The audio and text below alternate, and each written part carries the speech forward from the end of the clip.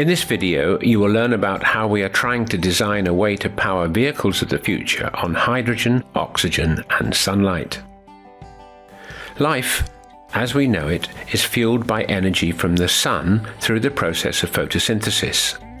This releases oxygen into the atmosphere and forms biomass from the water and carbon dioxide which enters the leaves of plants. When living things need energy, they simply rejoin the oxygen to the biomass, which we will call fuel, to reform carbon dioxide and water. We can mimic this by using electricity to split water into hydrogen and oxygen. The oxygen is released into the atmosphere, but the hydrogen is stored as a fuel for motor vehicles. In order to obtain energy for the vehicle, we need to rejoin the hydrogen with oxygen, and this is done most efficiently in what is called a fuel cell. In an ordinary electric cell, a metal, say zinc, ionizes at one electrode, the anode, giving off 2 electrons. The electrons are pushed around the circuit, carrying energy to, for example, a motor, and are absorbed by metal ions of a less reactive metal, say copper. The circuit is completed by the movement of metal ions through the solution.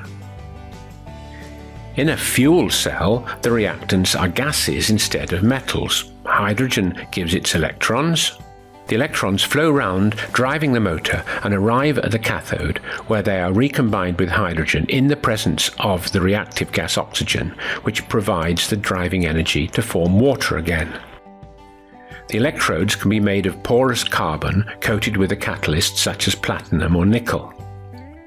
The advantage of combining a fuel and oxygen in a cell is that you can, in theory, convert most of the chemical energy to electricity, whereas burning them, as happens in the internal combustion engine of a car, has a maximum efficiency of about 50%, and in practice only about 25% of the chemical energy does useful work in driving the engine. The rest comes out as waste heat.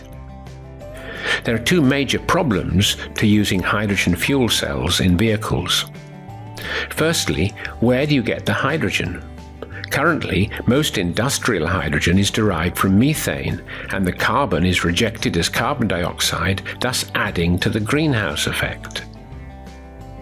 The hope is that we can learn to mimic photosynthesis by using sunlight to split water molecules apart, giving us a clean and simple source of hydrogen. Currently, this is achieved by using photovoltaic cells to generate electricity, which then electrolyzes water, forming hydrogen and oxygen. To take the analogy further, the hydrogen is transported to the fuel cell, like biomass passing along a food chain, and the oxygen, which we tend to take for granted, is vented to the atmosphere.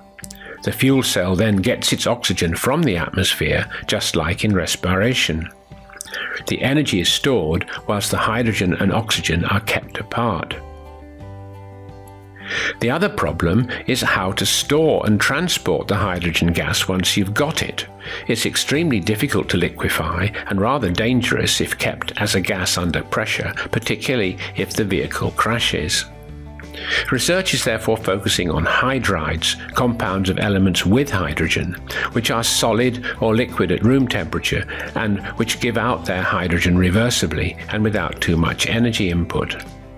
This allows hydrogen to be pumped in, reacting to form the hydride, and then, on the journey, the hydrogen is given off to be used in the fuel cell to drive the vehicle. For example, ammonia borane, a solid at room temperature with the same structure of ethane, gives up its hydrogen on heating. However, it will probably be more energy efficient to run the cars on batteries, which are charged from green electricity. So to summarize, fuel cells generate electricity from the reaction between a fuel and oxygen. Using them on vehicles means that we need to develop a way of storing hydrogen, which is difficult. So vehicles of the future are more likely to be powered by batteries.